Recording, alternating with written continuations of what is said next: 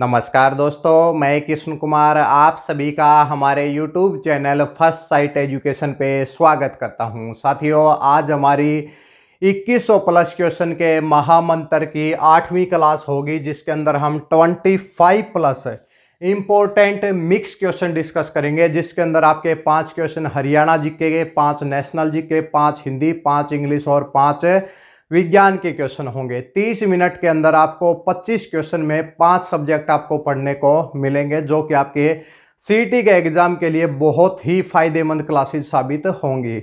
इससे पहले भी 7 क्लास हो चुकी हैं, नीचे डिस्क्रिप्शन बॉक्स में लिंक मिल जाएगा, वहां पर जाके आप देख सकते हैं। क्लासेज बिल्कुल फ्री हैं, हर रोज दोपहर 12 बजे या फिर उससे थोड़ी सी लेट हमारी क्लासेज होती हैं, लेकिन 12 बजे की हमारी टाइमिंग है। इसलिए आपको करना क्या है, चैनल को सब्सक्राइब करना है, बेल आइकन का बटन प्रेस करना है, अपने आप 12 बजे आपके पास क्लासेज की नोटिफिकेशन पहुंच जाएगी। इसके अलावा अगर आप रेगुलर क्लासेज के नोट्स लेना चाहते हैं, हर सप्ताह आपको जो भी क्लास होती है उनके नोट्स दिए जाते हैं। अगर आप नोट्स लेना चाहते हैं तो नीचे कॉन्टैक्ट नंबर दिया हुआ है, उस व्हाट्सएप के ऊपर वही कॉन्टैक्ट करें। 9990256757 इस नंबर के ऊपर कॉन्टैक्ट करेंगे, आपको नोट्स के बारे में बता दिया जाएगा। ठीक है भाई, चलो भाई शुरुआत करें भी आज की क्लास की। सबसे पहले शुरुआत करते हैं भाई, 5 क्वेश्चन हम हरियाणा जीके के, भाई 5 क्वेश्चन हरियाणा जीके के डिस्कस करेंगे, जो कि बहुत ही इंपॉर्टेंट होंगे। उसके बाद नेशनल जीके, फिर हमारे पास हिंदी, इंग्लिश और इसके बाद विज्ञान के क्वेश्चन होंगे। चलो भाई शुरुआत करते हैं।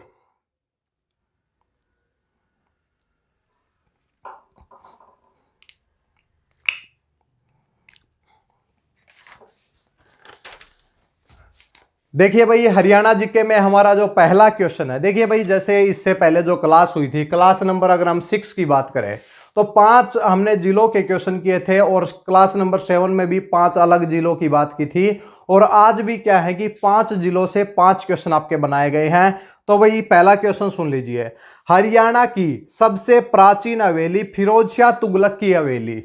हरियाणा की जो सबसे प्राचीन हवेली है फिरोज शाह तुगलक की हवेली कहां पर स्थित है? फिरोज शाह तुगलक, फिरोज शाह तुगलक की हवेली भाई कहां पर है भाई? तो ये आपको बताना है।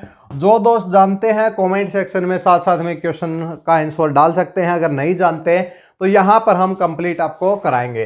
देखिए भाई, फिरोज शाह तुगलक की हवेली कहां पर स्थित है भाई? तो वो है भाई फतेहाबाद में। अब फतेहाबाद से क्या क्या क्वेश्चन हो सकते हैं, फतेहाबाद से क्या क्या क्वेश्चन हो सकते हैं भाई? तो ये आप बताएंगे भाई। देखिए, एक शहर है भाई टोहाना, तो नदियों का नगर कौन सा है भाई? टोहाना है भाई। तो टोहाना का किला भी कहां पर है? फतेहाबाद में। इस चीज से रिलेटेड आपके क्वेश्चन होंगे, तो इससे रिलेटेड हम क्वेश्चन आपके पास पूछते हैं। देखिए भाई, पिंक सिटी ऑफ हरियाणा अगर पेपर में पूछा जाता है कि पिंक सिटी ऑफ हरियाणा कौन सा है, तो आंसर क्या हो जाएगा आपका? फतेहाबाद हो जाएगा। उसके बाद में ऐतिहासिक टोहाना का किला, ऐतिहासिक टोहाना का किला कहां पर स्थित है? तो भाई हम का क्या बताएंगे? फतेहाबाद में ही वो क्या है भाई? स्थित है। इसके बाद में नदियों का नगर, नदियों का नगर कौन सा है भाई? तो फतेहाबाद में टोहाना को हम क्या बोलते हैं? नदियों के नगर के नाम से जानते हैं। इसके बाद फतेहाबाद कौन से मंडल के तहत आता है? तो हिसार मंडल के तहत आता है। किसके तहत आता है? हिसार मंडल के तहत आता है। फतेहाबाद का जो गठन है वो कब हुआ था? फतेहाबाद के गठन की बात करें तो 15 जुलाई 1997 को भाई फतेहाबाद का क्या होता है? गठन होता है। 15 जुलाई 1997 को फतेहाबाद का गठन होता है। हिसार जिले से इसको निकाला जाता है। ठीक है भाई, तो इससे रिलेटेड ये आपके क्वेश्चन है। देखिए फतेहाबाद एक क्वेश्चन, वैसे 5 क्वेश्चन है, 5 क्वेश्चन के साथ 4 क्वेश्चन हमने एक्स्ट्रा बता दिए, यानी कि एक क्वेश्चन के अंदर 5 क्वेश्चन है। 5 क्वेश्चन में 25 क्वेश्चन हो जाएंगे। इसी प्रकार अगर आप 2 महीने तक लगातार क्लासेज को देखेंगे तो कंप्लीट आपकी हरियाणा जीके हो जाएगी, कंप्लीट आपकी नेशनल जीके हो जाएगी, हिंदी, इंग्लिश, और 30 मिनट में, केवल 30 से 35 मिनट में अगर लगातार 2 महीने तक क्लासेज देख लेते हैं तो आपको बहुत ज्यादा इसके अंदर फायदा होने वाला है। लेकिन क्लासेज को भाई कंप्लीट देखना है, ये नहीं कि 5 मिनट की क्लास देखी और कंप्लीट नॉलेज हो गई, ऐसा नहीं है। ठीक है भाई, सेकंड क्वेश्चन की तरफ बढ़े भाई। चलो भाई बढ़ते हैं, इसको देख लीजिए, इसका स्क्रीनशॉट लेना चाहते हैं ले सकते हैं।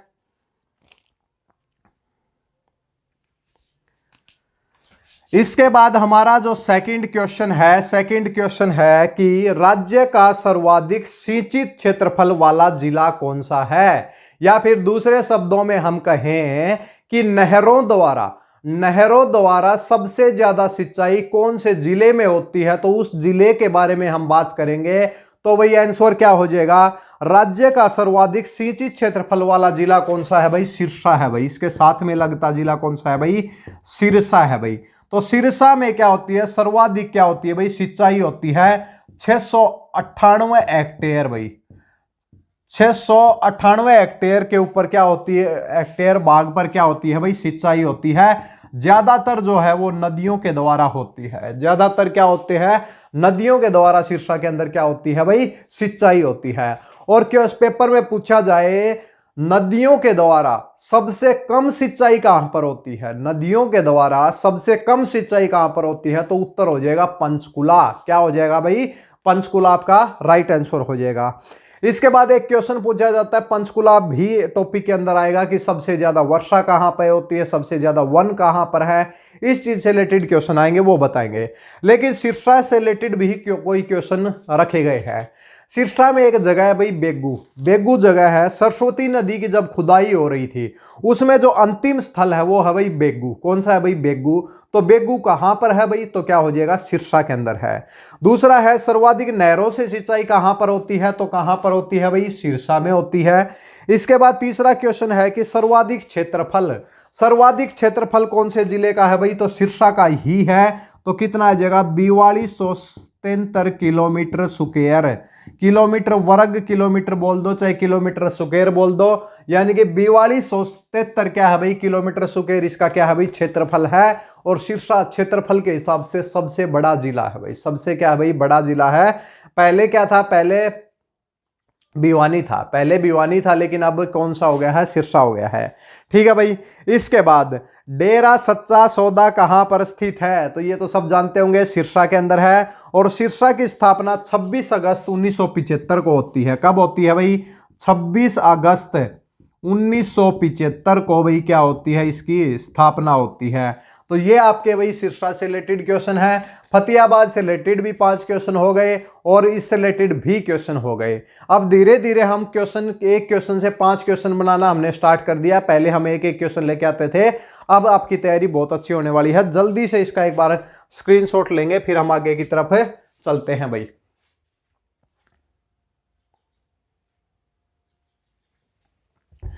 इसके बाद जो क्वेश्चन होगा आपका, जिला कौन सा है भाई, इसके बाद जिला आएगा जींद भाई, यानी कि भाई हरियाणा का हृदय किसे बोलते हैं, सबसे बीच में, यानी कि हरियाणा के बिल्कुल सेंटर के अंदर भाई कौन सा जिला है, तो जींद हो जाएगा। सबसे ज्यादा जो सीमा, सबसे ज्यादा जिलों से किस जिले की सीमा लगती है, उसमें भी जींद का ही नाम आता है। ठीक है भाई। तो जींद की बात करें भाई, सबसे पहला क्वेश्चन है, हरियाणा की सबसे प्राचीन रियासत कौन सी है, हरियाणा की सबसे प्राचीन रियासत कौन सी है, तो कौन सी हो जाएगी भाई, जींद रियासत हो जाएगी। कौन सी हो जाएगी, जींद रियासत हो जाएगी। हरियाणा की सबसे प्राचीन रियासत कौन सी है, तो कौन सी हो जाएगी, जींद रियासत। अब जींद से रिलेटेड कुछ क्वेश्चन बता देते हैं भाई। देखिए भाई, जो जींद रियासत है, इसकी जो संस्थापक कौन था भाई, इस जींद रियासत का जो संस्थापक कौन था, तो था भाई वो था गजपत। कौन था भाई, गजपत सिंह। गजपत सिंह भाई कब से कब तक था भाई, 1764 से लेकर 1789 तक, 1764 से लेकर 1789 तक क्या है भाई, गजपत सिंह की बात है। उसके बाद अंतिम संस्थापक कौन था, रणवीर सिंह। यानी कि भाई अंतिम, यानी कि संस्थापक नहीं भाई, अंतिम शासक कौन सा था, रणवीर सिंह था। 1887 से लेकर 1947 तक, 1887 से लेकर 1947 तक अंतिम शासक कौन था, रणवीर सिंह। और पहला कौन सा था, गजपत सिंह, 1764 से 89 तक जींद रियासत भाई। ठीक है भाई। इसके बाद एक बहुत इंपॉर्टेंट क्वेश्चन है, मुर्रा नस्ल की भैंस सबसे ज्यादा कौन से जिले में पाई जाती है, मुर्रा नस्ल की भैंस सबसे ज्यादा जो पाई जाती है वो कहां पर पाई जाती है भाई, जींद में। मुर्रा नस्ल की भैंस सबसे ज्यादा कहां पर है भाई, तो जींद के अंदर आपका राइट आंसर हो जाएगा। उसके बाद देखिए भाई, ये जो सीरीज है, ये जो सीरीज है इसको अगर आप साथ साथ में अगर कर लेते हैं तो आपकी हर रोज 30 मिनट के अंदर बहुत अच्छी तैयारी होती है। बहुत ज़्यादा स्टूडेंट्स के कॉल आते हैं कि सर ये जो स्टेप है इससे हमारी बहुत अच्छी तैयारी हो रही है, हमें टाइम नहीं मिल पाता था, बुकें तो बहुत है लेकिन पढ़ने के लिए जो कंटेंट है उसको लेकर बहुत ज़्यादा चिंता बनी हुई है, ज़्यादा हमारे पास टाइम नहीं है, कम टाइम में हम ज़्यादा पढ़ना चाहते हैं, उन्हीं के लिए ये है। और कुछ लोग नोट्स ले रहे हैं 9990256757 के ऊपर 79 रुपीज़ के अंदर जो भी क्लासेज होती है, एक सप्ताह में जितनी भी क्लास होंगी उनके रविवार को आपको नोट्स मिल जाते हैं, कॉन्टैक्ट नंबर दिया हुआ है। ठीक है भाई, तो इस तरीके से आप तैयारी करेंगे। देखिए जीन्स से रिलेटेड 5 क्वेश्चन हो गए, क्या पता आगे हमारी क्लास आएगी जीन्स से रिलेटेड और क्वेश्चन आएगा, इसी तरीके से एक के ऊपर 100 क्वेश्चन हो जाएंगे आपके। ठीक है, तो चलो आगे की तरफ बढ़ते हैं। गठन कब हुआ भाई? देखिए भाई जब हरियाणा बना तो 7 क्या थे भाई, 7 जिले थे, तो उसके अंदर जींद का भी नाम आता है। तो 1 नवंबर 1966 भाई, 1 नवंबर 1966 को इसका क्या होता है भाई, गठन होता है। और इसके अलावा इसका जो मंडल है वो कौन सा है भाई, मंडल की बात करें तो ये हिसार मंडल के तहत आता है। किसके तहत आता है? हिसार मंडल के तहत आता है। तो ये आपके जींद से रिलेटेड क्वेश्चन है। आगे की तरफ बढ़ते हैं, आगे की तरफ बढ़ते हैं और 4th क्वेश्चन की तरफ बढ़ते हैं।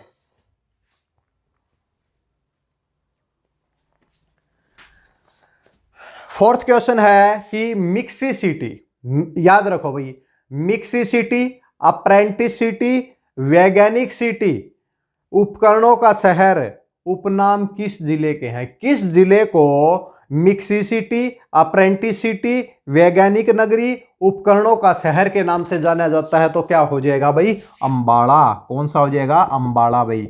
एक के बाद एक क्वेश्चन पूछा जाता है कि ऐसा जिला कौन सा है जिसके अंदर सबसे ज्यादा पक्की सड़कों का घनत्व है? पक्की सड़कों का, सबसे ज्यादा पक्की सड़कों का घनत्व कहां पर है भाई? तो कहां पर है? अंबाला में। और सबसे कम पक्की सड़कें कहां पर हैं भाई? जींद में है। कहां पर है भाई? जींद के अंदर, ये याद रखेंगे। इसके बाद इसका स्क्रीनशॉट लेना चाहे ले सकते हैं। देखिए इसके बाद 5वें क्वेश्चन की तरफ बढ़ते हैं। 5वां क्वेश्चन हमारा है भाई, एक जिला और है भाई, बच गया जिला पंचकुला भाई, पंचकुले के ऊपर। तो पंचकुले से रिलेटेड पहला क्वेश्चन क्या है?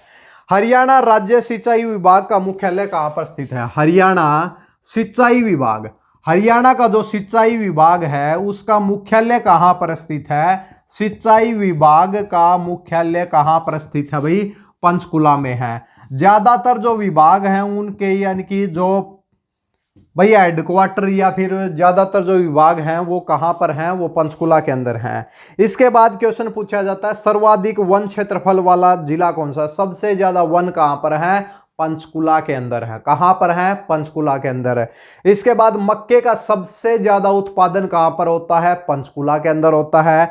सबसे कम सिंचित यानी कि सबसे कम सिंचाई कहां पर होती है? पंचकुला के अंदर होती है। पेपर में पूछा जाए प्रतिशत के हिसाब से सबसे ज्यादा वन कहां पर है? तो भी पंचकुला होगा। और प्रतिशत के हिसाब से प्रतिशत के हिसाब से सबसे ज्यादा वन पंचकुला में, क्षेत्रफल के हिसाब से सबसे ज्यादा वन भी पंचकुला में है। पेपर में यह पूछा जाए कि भाई सबसे कम वन कहां पर है? सबसे कम वन कहां पर है? तो नूह मेवात हो जाता है हमारा। क्या हो जाता है? नूह मेवात आपका राइट आंसर हो जाता है। लेकिन प्रतिशत के हिसाब से सबसे कम वन कहां पर है? तो क्या हो जाता है? फतेहाबाद हो जाता है। क्या हो जाता है? फतेहाबाद। तो ये आपको बहुत ज्यादा डिटेल में याद रखने हैं। पेपर में बस सिंपल हरियाणा जीके आएगी और इसी प्रकार अगर क्वेश्चन करेंगे तो सब क्वेश्चन हो जाएंगे।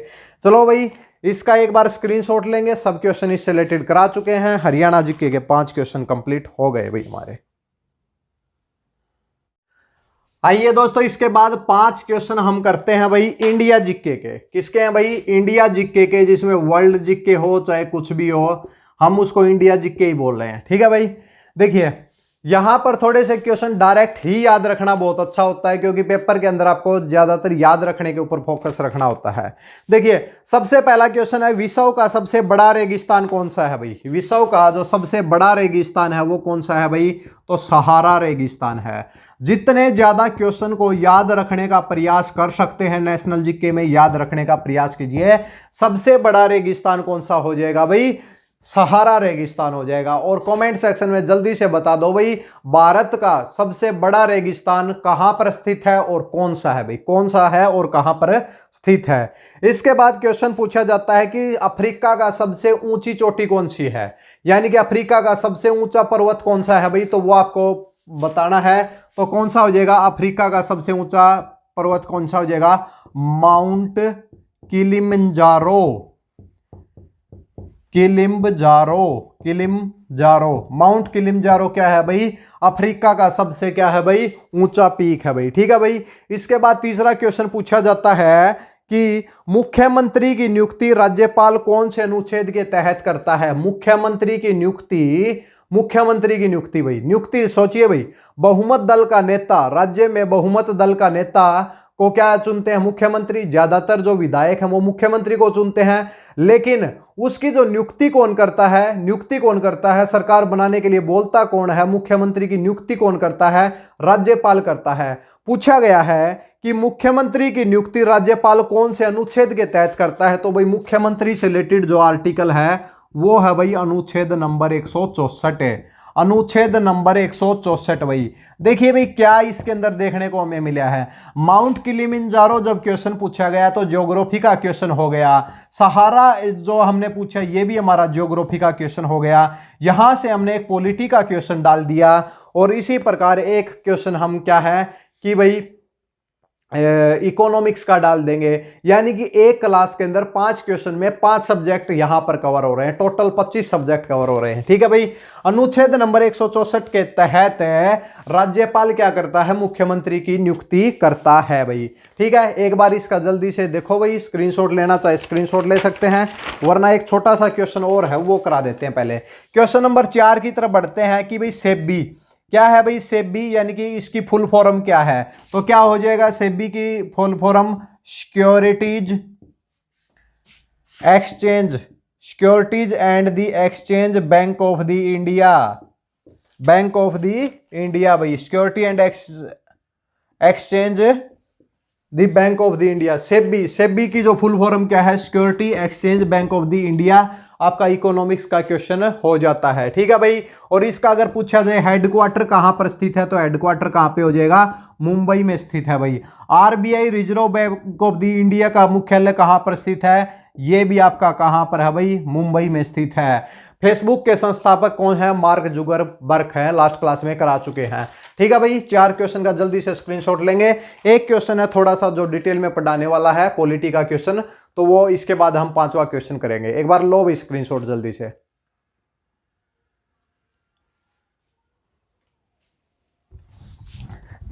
इसके बाद एक आर्टिकल का क्वेश्चन है, भाग का क्वेश्चन है, अनुसूची का क्वेश्चन है, कुछ भी कह सकते हैं। एक क्वेश्चन से 3-4 क्वेश्चन आपके हो जाएंगे।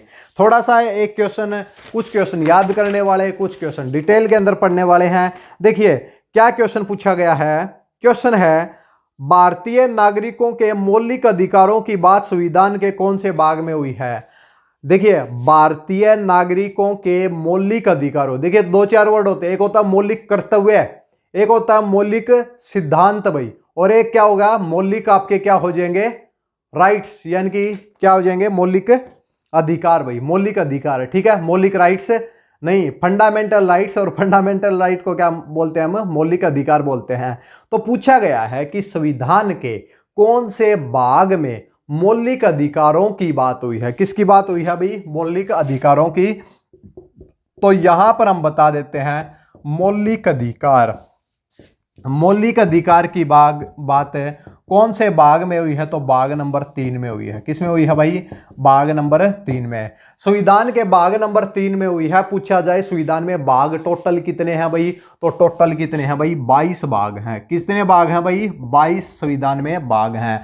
पेपर में पूछा जाए अनुसूची कितनी है, तो 12 अनुसूची है। कितनी है भाई, 12 अनुसूची है। तो अनुसूची से भी कोई भी क्वेश्चन पूछ सकता है कि कौन सी अनुसूची में क्या दिया गया है। भाग से रिलेटेड क्वेश्चन पूछ सकता है। भाग नंबर 3 में आपके जो आर्टिकल हैं यानी कि अनुच्छेद हैं वो कहां से कहां तक हैं, तो 12 से लेकर 35 तक क्या है भाई, इसके अंदर क्या है, अनुच्छेद है। 12 से लेकर 35 तक भारत के नागरिकों के मौलिक अधिकारों की बात हुई है। भाग नंबर 3 हो जाएगा। ठीक है भाई। इसके बाद क्वेश्चन पूछा जाता है कि संघ व राज्यों के बीच में संबंध संविधान के कौन से संविधान का ही क्वेश्चन पूछा गया है। यानी कि संघ यानी कि यूनियन और राज्य यानी कि स्टेट, यानी कि संघ और राज्यों के बीच में, संघ और राज्यों के बीच संबंध के बात संविधान के कौन से भाग में हुई है। तो कौन सा भाग आ जाएगा, भाग नंबर 11 भाई।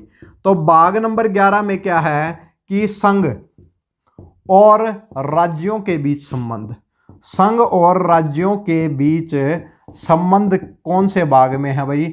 तो कौन सा भाग आ जाएगा, भाग नंबर 11 आ जाएगा।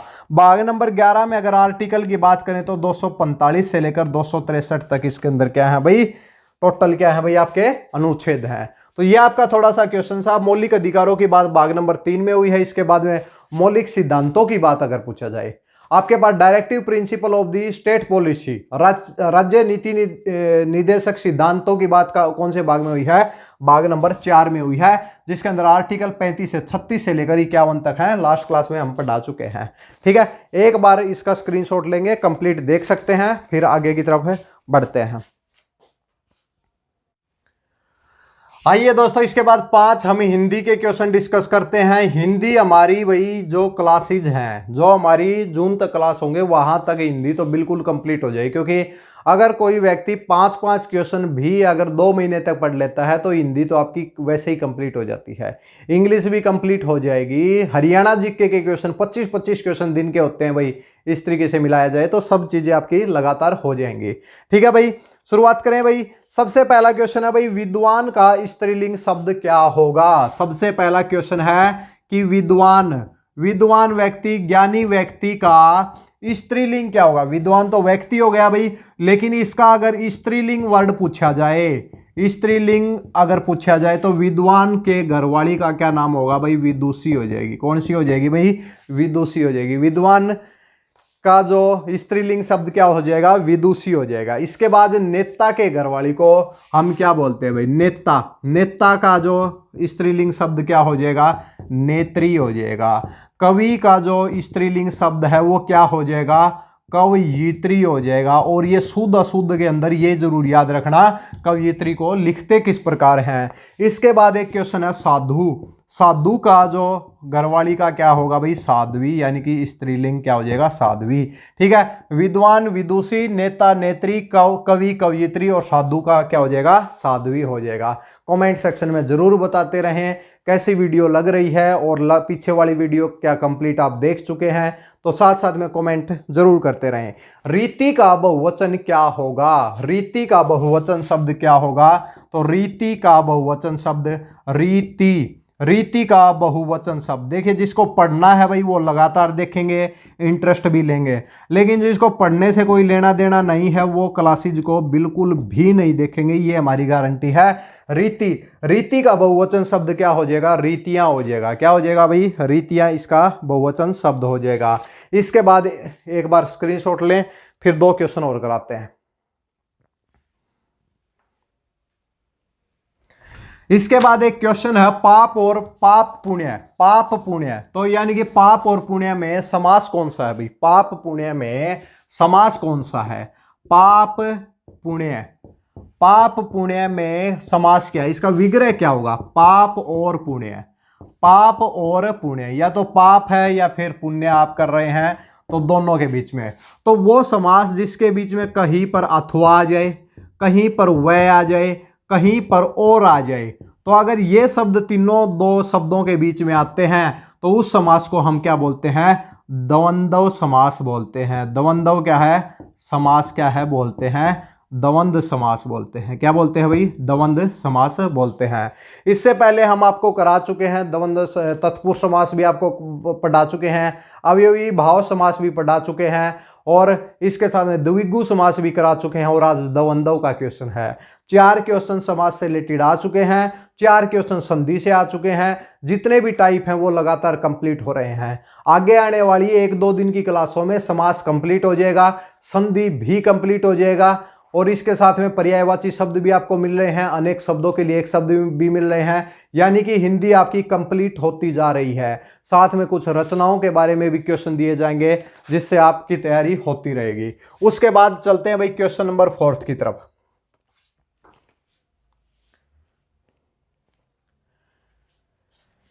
इसके बाद भाई हम करते हैं भाई कारक। कारक क्या होता है भाई? सबसे पहली बात देखिए, ये क्वेश्चन नहीं है कोई, कारक के बारे में थोड़ा सा हम बता देते हैं कारक की पूरी डेफिनेशन क्या होगी। देखिए, संज्ञा या सर्वनाम, संज्ञा किसी व्यक्ति, वस्तु, स्थान आदि का नाम को हम क्या कहते हैं? संज्ञा कहते हैं। और संज्ञा के स्थान में प्रयुक्त शब्द को क्या कहते हैं? सर्वनाम कहते हैं। तो देखिए भाई क्या है, संज्ञा या सर्वनाम का वाक्य के अन्य पदों के साथ जो संबंध होता है उसे क्या कहते हैं भाई? कारक कहते हैं। क्या हो जाएगा?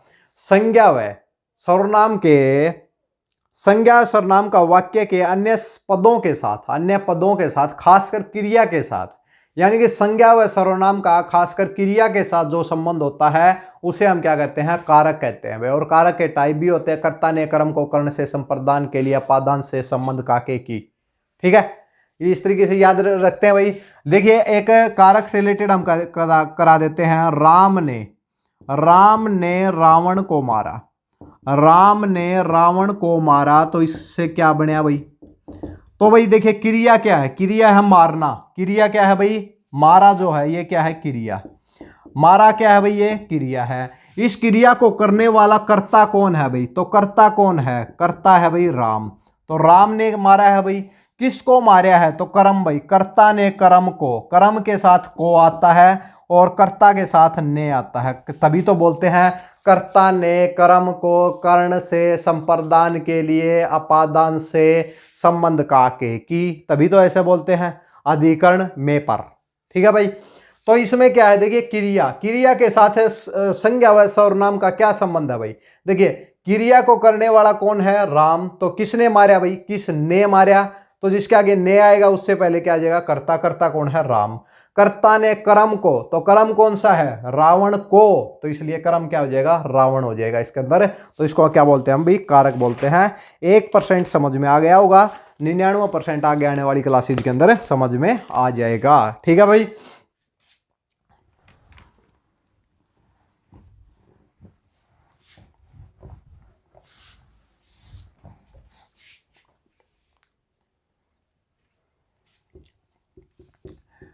इसके बाद क्वेश्चन पूछा जाता है प्रत्येक भाई। प्रत्येक में संधि कौन सी है भाई? प्रत्येक में संधि का फिर से क्वेश्चन आ गया। संधि कौन सी है? कौन सी संधि है भाई प्रत्येक में? प्रत्येक का संधि विच्छेद बताओ भाई। प्रति प्लस एक। प्रति प्लस एक क्या होता है? प्रत्येक होता है। क्या होता है? प्रति प्लस एक क्या होता है? प्रत्येक होता है। अब यहां पर देखो भाई, यहां पे जो वर्ण है वो कौन सा आता है? ई है भाई।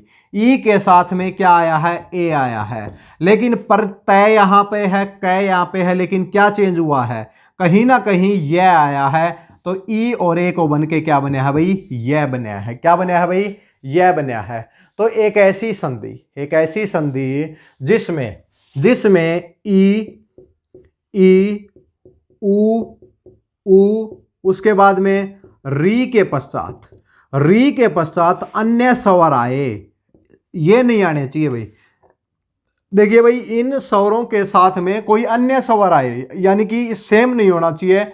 अन्य स्वर आए तो क्या होता है? ई और ई का क्या बन जाता है? यह बन जाता है। ई और ई का क्या बन जाता है? यह। और उसके साथ है ऊ और ऊ का वह बन जाता है। और ऋषि का क्या बन जाता है? अर बन जाता है। क्या बन जाता है? अर बन जाता है। तो एक ऐसी संधि जिसके अंदर ई ऊ री के पश्चात अन्य स्वर आए, तो ई और ई का यह, ऊ और ऊ का वह और री का अर बन जाए, उसे हम क्या कहते हैं? उसे हम कहते हैं भाई यण संधि कहते हैं भाई। क्या कहते हैं भाई? यण संधि कहते हैं। ठीक है भाई, तो आपका हो जाएगा इसके अंदर कौन सी संधि आ जाएगी? यण संधि। यण संधि हो जाएगा। एक बार इसको चेक कर लेना भाई, क्या पता ये यण है या यण संधि होगा। हम आपको कमेंट में डाल के ये बता देंगे। अभी हमें थोड़ा सा, जैसे हमने कौन सी संधि पढ़ी है पहले, तो कौन सी सबसे पहली संधि कौन सी पढ़ी थी? संधि के कौन कौन से विच्छेद पढ़ा? स्वर के कितने भेद थे? एक तो दीर्घ संधि हमने पढ़ी थी, वर्दी संधि हम पढ़ चुके थे, ये सब पढ़ चुके हैं। इसके बाद यणी संधि आता है भाई, यणी होगा भाई। ठीक है भाई, तो देख लेना इसको। क्लियर है? एक बार इसका स्क्रीनशॉट ले सकते हैं, फिर आगे की तरफ बढ़ते हैं भाई। आइए दोस्तों, इसके बाद हम 5 भाई इंग्लिश के क्वेश्चन डिस्कस कर लेते हैं। भाई इंग्लिश के डायरेक्ट आपको भाई वर्ड बताने हैं। एक हमने देखिए कोई ऑप्शन नहीं रखेंगे, ऑप्शन से बहुत ज्यादा टाइम लग जाता है। डिनाउंस भाई हमें तो केवल पढ़ाना है, भाई पढ़ाना है, तो जो भी पढ़ना है आपको वो बता देते हैं। डिनाउंस, डिनाउंस का मतलब क्या होता है? डिनाउंस का मतलब होता है किसी की अगर आप निंदा करते हैं, किसी का उपहास उड़ाते हैं, किसी की निंदा करते हैं, किसी की भाई हरियाणी वर्ड में चुगली चाटी करते हैं, तो वो क्या होता है भाई? डिनाउंस होता है। क्या होता है भाई? डिनाउंस होता है, किसी की निंदा करते हैं आप। ठीक है भाई, तो इसका जो एंटोनियम है, इसका क्या आ जाएगा? एंटोनियम जो है वो क्या होगा? इसका विपरीतार्थक शब्द होगा। किसी की निंदा करेंगे तो क्या पता आप उसकी तारीफ करने लग जाएं, तो क्या हो जाएगा? आपका प्रेज हो जाएगा। उसके बाद में लॉर्ड यानी कि प्रशंसा करना, और उसके बाद में कमेंड, कमेंड का भी मतलब क्या होता है भाई? प्रशंसा करना। तो इसके 3 विलोम शब्द हो सकते हैं। डिनाउंस के 3 विलोम शब्द हो सकते हैं। एक हो सकता है प्रेज, एक हो सकता है लॉर्ड, और एक हो सकता है कमेंड। भाई तीनों इसके क्या हो सकते हैं? विलोम शब्द हो सकते हैं। इसके बाद आगे की तरफ बढ़े हैं कि रेमिशन, रेमिशन का मतलब क्या होता है? REMISSION, स्पेलिंग के हिसाब से भी आप देख सकते हैं। रेमिशन का मतलब होता है माफी या फिर छूट। भाई किसी चीज के अंदर आप माफी या छूट देते हैं तो उसको हम क्या बोलते हैं? रेमिशन बोलते हैं। और रेमिशन का अगर आप बात करें सिनोनियम क्या होगा? रेमिशन का सिनोनियम क्या होगा? तो क्या है? छूट दे रहे हैं तो इसका मतलब कमी कर रहे हैं भाई किसी चीज में, तो रिडक्शन भी हो सकता है, कट भी हो सकता है, इसके अलावा डिस्काउंट भी हो सकता है। क्या हो सकता है? डिस्काउंट भी इसका क्या हो सकता है? सिनोनियम वर्ड हो सकता है। इसलिए डिनाउंस का याद रखें भाई, हमारे साथ बोले। डिनाउंस का मतलब निंदा करना। निंदा का एंटोनियम क्या होगा? किसी की तारीफ करना। तारीफ के 3 वर्ड हैं, प्रेज, लॉर्ड और कमेंड। भाई परमिशन, रेमिशन, रेमिशन का मतलब माफी या छूट देना। सिनोनियम यानी कि आपका पर्यायवाची शब्द हो जाएगा रिडक्शन, कट और डिस्काउंट हो जाएगा। इसके बाद क्वेश्चन नंबर 3 है भाई।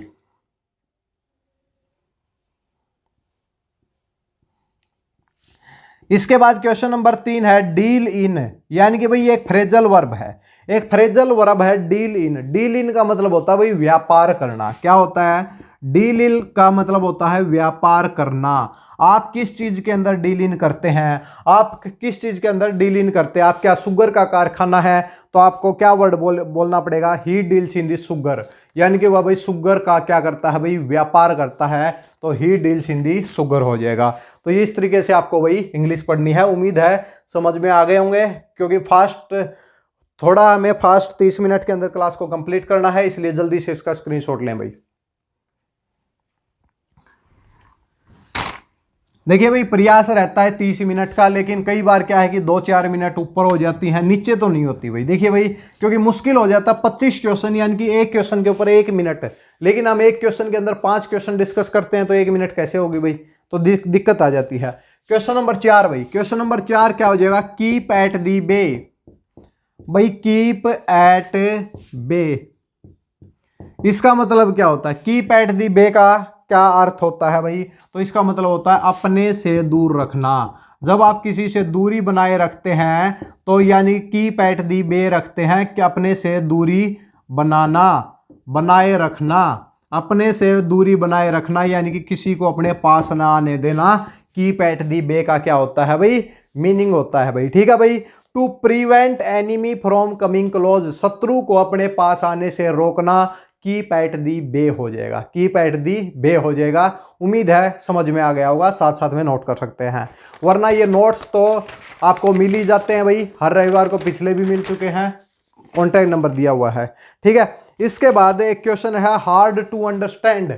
इसका मतलब क्या होता है? 1 वर्ड बताओ भाई। हार्ड टू अंडरस्टैंड, किसी चीज को समझना बहुत ही मुश्किल हो जाता है जब कोई चीज समझ में नहीं आती। हार्ड टू अंडरस्टैंड का 1 वर्ड अगर हम देखें तो एब्स्ट्रूज हो जाता है। क्या हो जाता है? एब्स्ट्रूज। एब्स्ट्रूज क्या हो जाता है? Hard to understand. Hard to understand का 1 वर्ड क्या हो जाएगा? एब्स्ट्रूज हो जाएगा। कीप एट दी बे को क्या कहते हैं? To prevent the enemy from, to prevent the enemy coming to the close, यानी कि किसी शत्रु को पास आने से रोकना। एब्स्ट्रूज का मतलब किसी चीज को समझने में मुश्किल होना। जल्दी से इंग्लिश कंप्लीट हो चुकी है, केवल साइंस बची है। देख लो भी, स्क्रीनशॉट लेना चाहते हैं तो। आइए दोस्तों, इसके बाद 5 भाई विज्ञान के क्वेश्चन डिस्कस करते हैं। और विज्ञान में आज क्वेश्चन लेके आए हैं केवल फिजिक्स के और केमिस्ट्री के, बायोलॉजी का कोई क्वेश्चन नहीं है आज की क्लास में। क्वेश्चन नंबर पहले क्वेश्चन की तरफ बढ़ते हैं। पहला क्वेश्चन दिया गया है कि संवेग के परिवर्तन की दर क्या होती है, और इंग्लिश में बात करें तो rate of the change of the momentum, the rate of the change of momentum. Rate of the change of the momentum को क्या बोलते हैं, या संवेग के परिवर्तन की दर, संवेग के परिवर्तन की दर क्या कहलाती है, तो इसको आपको बताना है। तो न्यूटन, भाई न्यूटन का जो सेकंड लॉ आप सभी लोग जानते होंगे। भाई न्यूटन का जो सेकंड लॉ क्या कहता है कि जो फोर्स है, बल है, वो किसके बराबर होता है, rate of the change of the linear momentum. तो इसका जो आंसर क्या हो जाएगा, बल हो जाएगा। बल यानी कि क्या हो जाएगा, फोर्स हो जाएगा, फोर्स हो जाएगा बल। आपके पास पूछा जाए फोर्स का फार्मूला क्या है, तो हम बोलते हैं मास इंटू में क्या होता है, एक्सेलरेशन होता है। हिंदी के अंदर बात करें तो ये बल हो जाएगा, ये द्रव्यमान हो जाएगा, और ये क्या हो जाएगा, त्वरण हो जाएगा। ये क्या हो जाएगा, त्वरण हो जाएगा। तो ये आप याद रख सकते हैं। तो संवेग के परिवर्तन की दर क्या कहलाती है, बल कहलाती है। क्या कहलाती है भाई, बल कहलाती है। सेकंड क्वेश्चन की तरफ बढ़ते हैं। महासागर की गहराई को मापने के लिए कौन सा यंत्र यूज करना पड़ता है। महासागर के ऊपर बोट चलती है, गहराई मापनी है, यंत्र कौन सा यूज होगा। तो महासागर की गहराई को मापने के लिए एक यंत्र का नाम है, याद रख लो भाई डायरेक्ट, फैथोमीटर। क्या होता है भाई, फैथोमीटर, यानी कि हिंदी के अंदर बोलें फैथोमीटर। फैथोमीटर क्या होता है भाई, किसी भी महासागर की गहराई को मापने के लिए एक यंत्र का यूज होता है, डिवाइस का यूज होता है, जिसे हम फैथोमीटर यानी कि फैथोमीटर ही बोलते हैं। ठीक है भाई। इसके बाद 2 फिजिक्स के क्वेश्चन हो चुके हैं, अब 2 केमिस्ट्री के क्वेश्चन आएंगे। जल्दी से एक स्क्रीनशॉट चाहिए भाई इसका। इसके बाद एक क्वेश्चन आता है कि हमारा केमिस्ट्री का क्वेश्चन बहुत अच्छा क्वेश्चन है भाई, अमल से क्वेश्चन है, सार से क्वेश्चन है। इस तरीके से क्वेश्चन पूछे जाते हैं। लाल लिटमस को नीला, नीले को लाल। भाई 9990256757। ठीक है। देखिए क्वेश्चन क्या है कि ऐसे यौगिक जो अम्ल से प्रतिक्रिया करके लवण एवं जल देता है तथा जल में घोलने पर हाइड्रोक्साइड आयन देते हैं। एनसीईआरटी की बहुत अच्छी स्टेटमेंट है, एनसीईआरटी बुक की बहुत अच्छी स्टेटमेंट है। क्या लिखा गया है, देखिए भाई, ऐसे यौगिक यानी कि ऐसे कंपाउंड जो अम्ल के साथ प्रतिक्रिया करके यानी कि एसिड के साथ रिएक्शन करके लवण व जल देते हैं, यानी कि साल्ट और वाटर प्रोड्यूस करते हैं। क्या कह सकते हैं, ऐसे कंपाउंड जो कि एसिड के साथ रिएक्शन करके जल व नमक यानी कि साल्ट व जल बनाते हैं, तो ऐसे यौगिक को क्या कहते हैं। और जो वाटर में, पानी में घोलने पर हाइड्रोक्साइड आयन देते हैं, पानी में घोलने पर हाइड्रोक्साइड आयन देते हैं। जिसको लिखना है उसके लिए कंप्लीट हम फिर से बोल देते हैं। ऐसे यौगिक जो अम्ल से प्रतिक्रिया करके लवण एवं जल देता है तथा जल में घोलने पर हाइड्रोक्साइड आयन देते हैं, तो ऐसे यौगिक को क्या कहते हैं। तो क्वेश्चन नंबर 3 का जो उत्तर हो जाएगा भाई, देखिए जल में घोलने पर अगर कोई हाइड्रोक्साइड आयन यानी कि OH नेगेटिव दे, याद रखो भाई, जल में घोलने पर अगर कोई यौगिक OH आयन दे तो उसको हम बोलते हैं भाई बेस। क्या बोलते हैं भाई उसको, बेस। जल में घोलने पर अगर कोई H पॉजिटिव दे तो उसको हम बोलते हैं भाई एसिड। उसको हम क्या बोलते हैं भाई, एसिड। ये आप बिल्कुल याद रखें भाई। ठीक है भाई। तो हमें क्या मिला अभी, हाइड्रोक्साइड आयन। तो हमारे पास क्या आ जाएगा, बेस उत्तर आ जाएगा। और इसको अगर हिंदी के अंदर बोला जाए तो सार बोलते हैं। क्या बोलते हैं भाई, सार बोलते हैं। तो सार क्या करते हैं, पानी में घोलने पर हाइड्रोक्साइड आयन देते हैं, और साथ में क्या है कि एसिड के साथ रिएक्शन करके साल्ट व वाटर बनाते हैं भाई। ठीक है भाई।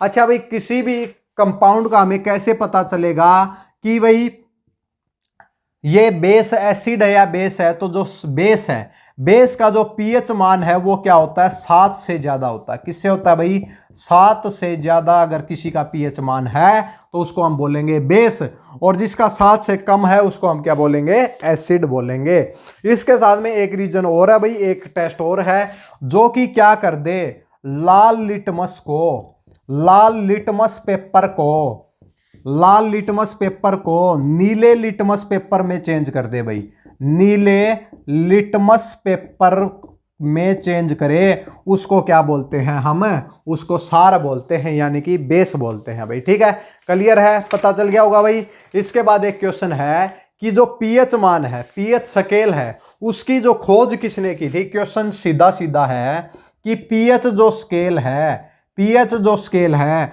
इसकी खोज किसने की थी, तो सोरेसन ने की थी। किसने की थी भाई, कई बार पेपर में पूछा जाता है। पीएच स्केल जो कि एसिड और बेस के बारे में बताता है, उसकी खोज किसने की थी, तो सोरेसन ने की थी। किसने की थी भाई, सोरेसन ने। अगर पीएच का मान, पीएच मान अगर ग्रेटर देन 7 है तो उसको हम बोलेंगे बेस, यानी कि सार भाई। अगर पीएच का मान लेस देन 7 है, पीएच मान किसी का, तो हम उसको बोलेंगे एसिड, और जिसको हम क्या बोलते हैं, अम्ल भाई। क्या बोलते हैं भाई, अम्ल बोलते हैं। ठीक है, तो ये याद रह जाना चाहिए आपको। 4 क्वेश्चन कंप्लीट हो चुके हैं। इसके बाद एक स्क्रीनशॉट लो भाई इसका।